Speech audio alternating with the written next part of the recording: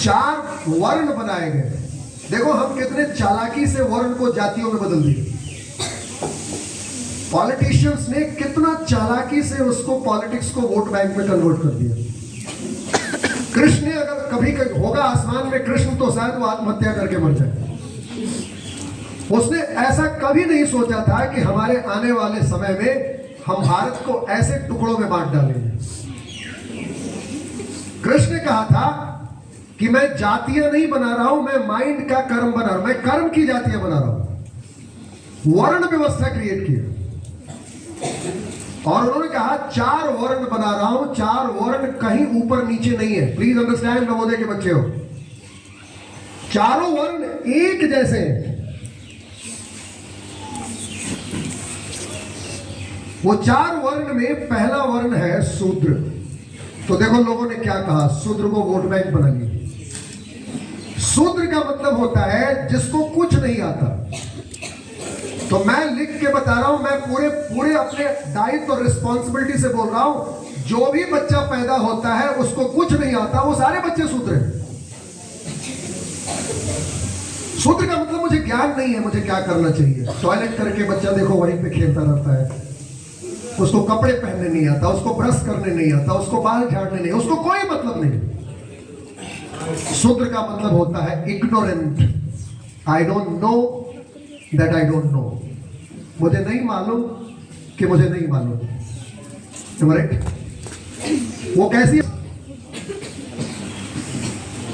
अब जैसे 7 साल का वो बच्चा होगा, देखना उसको पहले के जमाने में 3rd क्लास में नहीं भेजा जाता था, 3rd ईयर में स्कूल, नर्सरी में 5 साल 6 साल का बच्चा स्कूल जाता था। तब तक माँ पापा दादा ही उसको पढ़ाते थे। और क्या पढ़ाते थे उसको? नॉलेज देते थे, कैसे चलना है, कैसे बैठना है, कैसे बोलना है, कैसे खाना है, यानी शुद्धता को खत्म करना है। मैं इसको बोलता हूं शुद्र नहीं, क्षुद्रता। क्षुद्रता दैट इज नॉट शुद्धता। मुझे नहीं आता।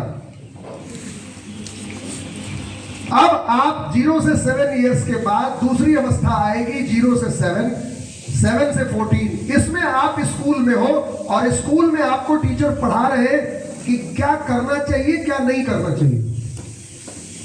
मोरल वैल्यू सिखाई जा रही है। अब आप दूसरा वर्ण व्यवस्था का दूसरा वर्ण आएगा वैश्य।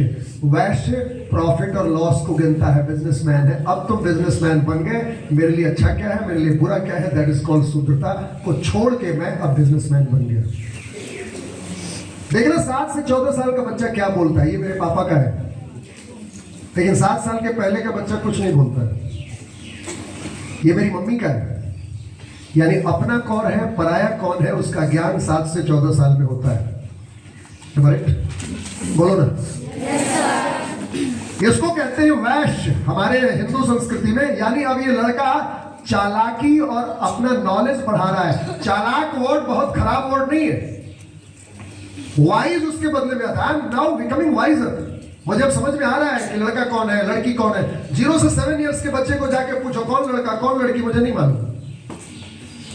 कौन अमीर कौन गरीब नहीं मालूम। तो कुछ 7 साल के बच्चे को बोलना तेरा बाप गरीब है, वो तुमको ऐसे देखेगा, गरीब ये क्या होता है, ये क्या होता है गरीब, तू होगा तेरा बाप गरीब, मैं क्यों गरीब नहीं।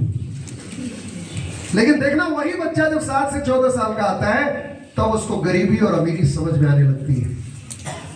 राइट? तो उसको बोलते हैं वैश्य। Now he is getting some knowledge. अब 7 से 14 साल के बीच उसको देखो क्या होगा, लड़कियों में पीरियड शुरू हो जाएगी और लड़कों में पुबर्टी एज आ जाएगा, यानी मूछ दाढ़ी आने लगी। यानी अब तीसरा स्टेज है 14 से 21 साल का। इसमें वो क्षत्रिय बनेगा। क्षत्रिय मतलब एक्स्ट्रा पावर, स्वाभिमान। अब वो क्या बोलेगा मालूम, मेरे से ज्यादा अच्छा कोई नहीं, मैं ही सबसे बड़ा हूं। अर्जुन को भी ये घमंड था। 7 से 14 साल का बच्चा बोलता है मैं पूरी दुनिया बदल दूंगा। अब ये सपने देखना शुरू करेगा। आपको मालूम जब सपने देखने लगो तो